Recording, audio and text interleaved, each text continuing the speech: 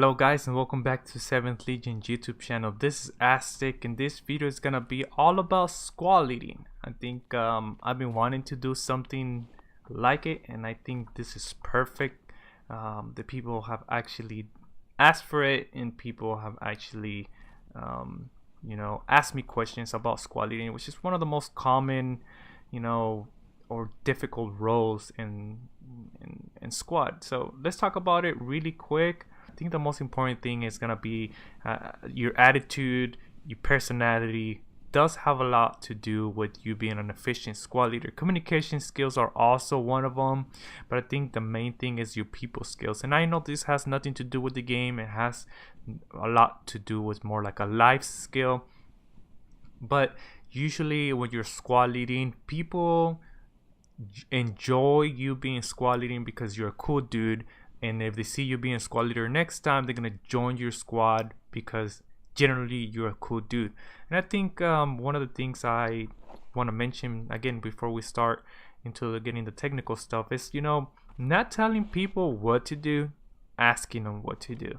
So like mostly people, and I played with a lot of veterans, I played with mostly grown-up people, mature guys, and squad generally don't have kids. I think I've seen like 2 kids since I've been playing squad, and generally it's people that are grown-ups because it's more of a complex game to play. So you knowing that, understand that people know what the fuck they're doing most of the time. So like stop trying to micromanage everything. Like even with squads, right? Like basically people should know. And when I play with experienced players, I don't even ask them what to get because they know already. We're getting fucked by armor. Guys are gonna spawn with ATs. Yes, you need medics. Yes, you need ATs. But sometimes you can just let your squad kind of pick whatever they want, and it's still gonna function the same if you do the things right. So a lot of times I'm not even too picky about that. I'm just like, hey man, get whatever you want. Have fun. Most often than not, you're gonna be able to just let your squad do what they have to do and just let them know what you need to get done, and they're gonna help you out. I think you should allow your squad to move fluently and allow them to have that fluent, let them do kind of what they need to do. Somebody's a scout, let them. Last time I was a scout, and a scout, you're supposed to go around and plant mines. The squad leader's like, what are you doing all the way over there? And then he fucking kicked me from the squad. That's what I'm saying. Everybody's just trying to have fun, trying to have a good time, and if you enable that to enhance that, it's gonna be much better. So let's talk about rallies real quick.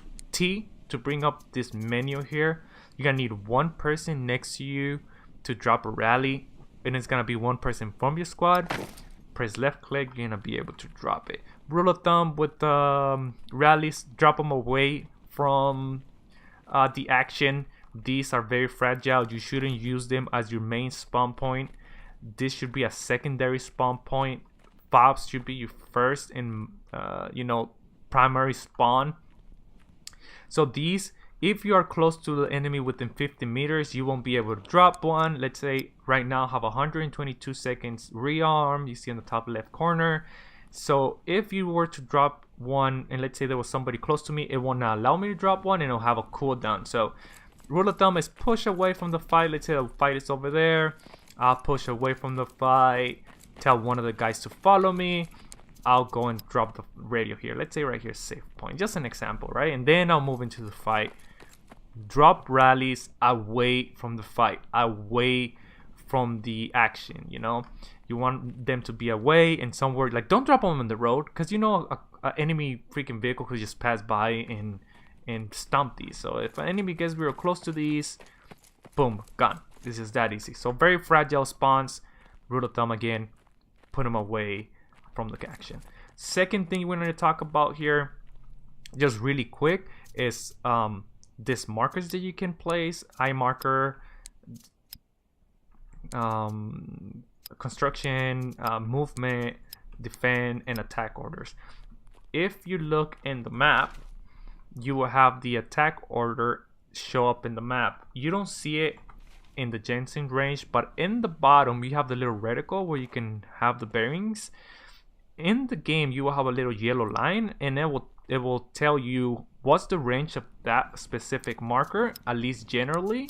The closer you are, the more accurate it's gonna be. The farther it is, the more inaccurate it's gonna be. So in the bottom, in the, let's say right now we see the 182, it will have a little yellow line. It'll tell you the range, and then your whole squad can see it. So that's very important. So you say to your squad, hey, attack this area. Your whole squad could see the little yellow line on the bottom bearing, so they can all like, okay, I'm looking for them. Okay, it's right there, right? This is an example. You cannot see the yellow line right now. I'm just using the example. So you say, hey, attack there, and then everybody kind of like lines it up, and they know what you're talking about. Very good for mortaring and stuff, but mortars and all that, we're gonna leave it for another video. So okay, fobs. Fobs, you need 2 people to be next to you, either from your squad or any other squad, even squad leaders, anybody. You just need 2 people next to you, close to you. You're gonna be able to drop a radio. Radios are not gonna be activated unless there's a logi. Really quick, I'm gonna go get a logi and supply, just so you guys know. On the top left corner, you have a little hammer symbol, and then the little bullet symbol, basically construction points and ammunition. If you see the top left bar, you can see that the top left bar basically tells you that you are within range of that fob. If you're within range of that fob, you can either drop emplacements, fobs, habs and everything, and you can also supply it. So you don't have to get super close to supply it. For example here, oh, wrong vehicle. I'm gonna get in the logi. Now you see the top right corner, bottom right corner, you have the supplies. You have 1,000 and 1,000.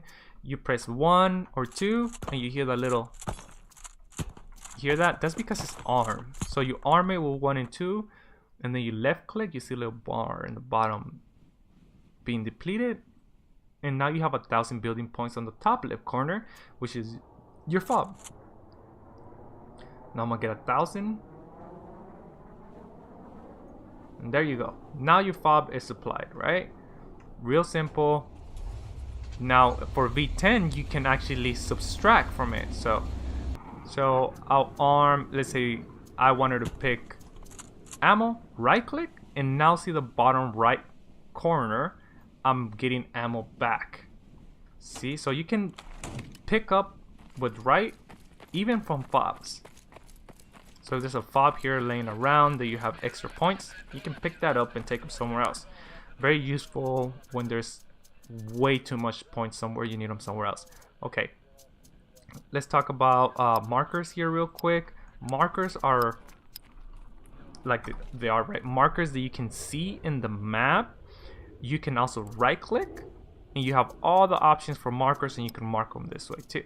This is usually what I use unless I'm very close, like for logis or something. If I'm running away, there's a logi in front of me, I go here, here, and boom, logi. Now it's marked.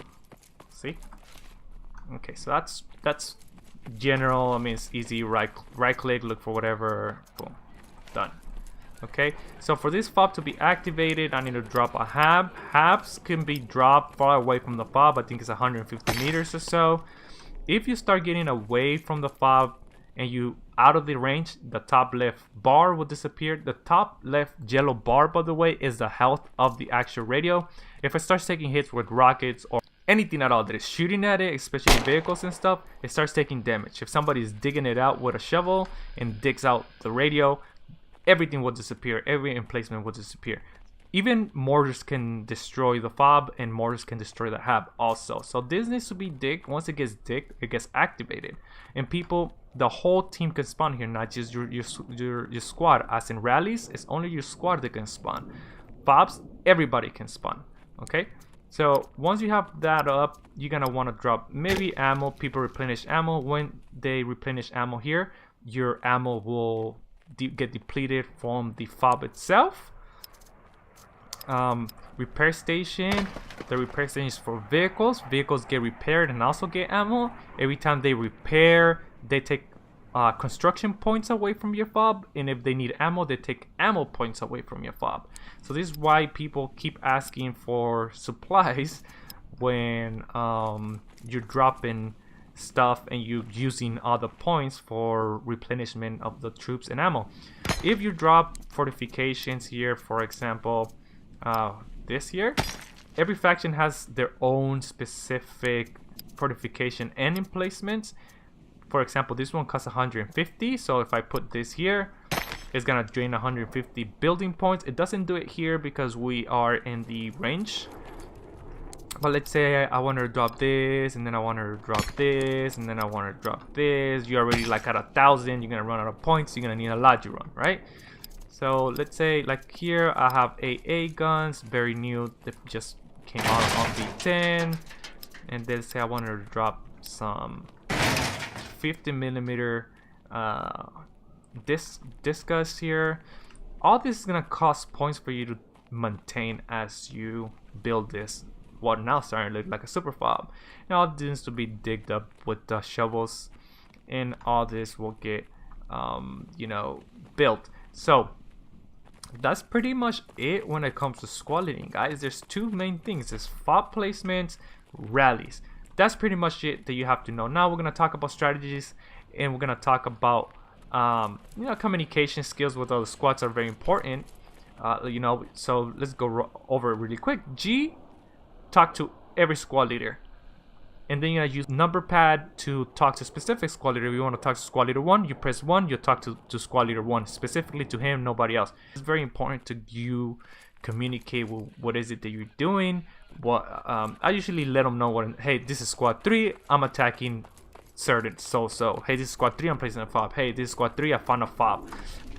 There's a fob here, marking the map. You know, there's a hab here, marking the man, accurate mark. Please, can I get mortars here?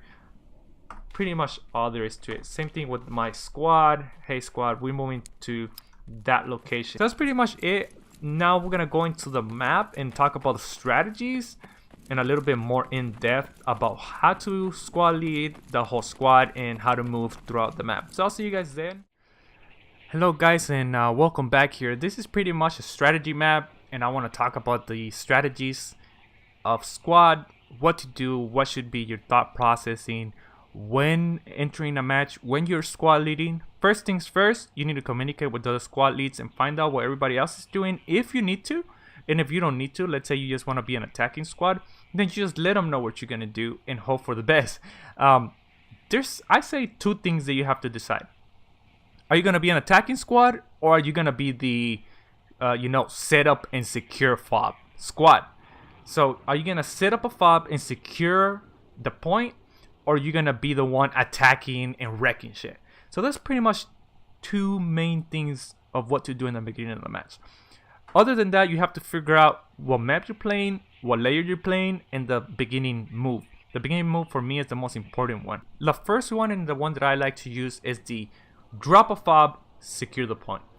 So we're going to talk about that strategy. You first have to understand the critical point in the map. Where is that in this map? You know, they cannot cap this anymore after V10.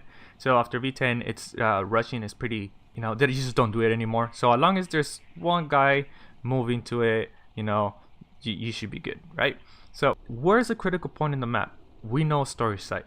So what you have to think about is like, okay, I'm gonna go in there, drop a pop, secure the point. So what you're gonna do is take your Logi. I suggest bringing a vehicle in front of you to take out anything and just kind of secure the entrance. So you're gonna come in here. Now this is playing safe. We're gonna talk about being the aggressor in the next strategy. You're gonna come in here, right? You're gonna dismount your infantry, move here. I'm gonna drop a fob here, right? And that's usually what you do in every point, whatever point you get to. Let's say you want to come here, or even, I mean, in the rush meta, people used to do it here. So you go here, bring the Logi, dismount, move to a location, drop the fob. Once you drop the fob, you move your infantry into securing the area. That's how it works almost all the time in every map. Okay, drop where you want to drop the fob and how you want to do it. That's up to you. You will figure that out as you grow more experience in the game. So let's talk about that one more time and just kind of understand how it works. In the beginning of the match, you're gonna come here, bring your Logi, dismount the guys, secure the area, drop the fob. Then from here, what do I do, right? you know that this is a critical point, and at least more experienced players will know what the enemy fob usually gets dropped, and is usually, let's say it's there because that's where it is in this map. Usually what you're gonna do is move your infantry, and once you do that, move your infantry and secure the point and try to take out their fob, right? That's usually the strategy that works. Once you conquer the fob, and let's say you take that fob's yours now, that fob's no, you know, this is yours now, this whole point is yours, then you most likely you have the upper hand and most likely gonna win, because then you can take a logi here, drop another fob, and do the same thing all over, dismount, you know, do that thing all over again. So that's pretty much how it works, guys, and it's just very simple. Once you get the hang of it, you understand how it goes. Let's talk about being the aggressor. So now that you know where's the critical point in the map, you know that these guys are gonna move there. Also, because obviously there's a critical point in the map, and everybody's gonna go for it. So if you have somebody that's gonna set up a logi here already, somebody that's gonna drop a fob already, and you can trust them, the more secure strategy is the first one. That's more secure, and that's what I use almost all the time. But if you want to be the attacking squad, let's say you have a squad that you can trust, the attacking strategy is coming in here and not even worrying for a second to stop and dropping fobs. None of that. All your goal is to intercept the guys from the enemy team. They're gonna try to come in here and drop a fob themselves. That's your whole goal. Your whole goal is to stop them before they get here. A lot of times people go and just kind of ambush them before they get even close to the players. Let's say they spawned in main and they're kind of around here, and they come here and intercept and get in a fight with them, and the logi never gets to the point, right? So that's what you're gonna do as an attacking squad. You want to stop them before they get to the point, in order for these guys to again dismount and drop the fob, secure the area, make sure nothing's here, and completely control this. Now you cap the point, and within the first 5 minutes, I want to say, maybe you own the critical point and you have the upper hand starting off the match. Now from here, there's other things that can happen, but usually again people just come to the next point, right? And then sometimes when it works like that, sometimes they don't even have time, because logi takes a long time to spawn. They have rallies and they just get back up all the way back. So this kind of works for every single map. Okay, let's talk about how to counter those strategies, right? What if I'm the guy that's trying to take the logi and I get ambushed? What if I'm that guy, right? What do I do then? The first thing you need to do is think about the next point they're gonna cap, and you have to come in here and drop a fob and hold this as long as you can until you get some kind of momentum. And a lot of times people leave these undefended because they just get bored. They don't want to cap it. People are just concentrated. You have pretty much the whole enemy team attacking you, all 4 squads, and there's nobody here. Once you see that opening, you go here and you go straight to, you know where the fob is, so you go straight to the fob, take the fob out, bring a logi, and drop a fob here. These guys are all busy here. You back cap them. That's what's calling back cap, or you know, back cap them. Hopefully they hold long enough to when you do this move. This move is very dangerous because you're gonna leave this undefended, and they have to hold as long as you can. While you do this move, you take this over. Now these guys are all backed up, and the other side of the map, you cap this really quick. You destroy their fob. Now you're good to mount out everybody and move to the next point. So that's kind of how you can come back from that. There's other ways to do it, but usually you want to take the fobs out. Taking the fobs out usually is like cutting, you know, their strength of the enemies. So if you know these guys are attacking here, they have a fob here. Before you move on, you might want to think about maybe taking this fob out first and then moving out, something like that. So fobs are very important. This is general strategy, guys, and I just want to talk about the general strategies that you can use in the beginning of the match. It's been a long video, talked about a lot of things. If you guys have any questions, just let me know. And until then, guys, I'll see you guys next time.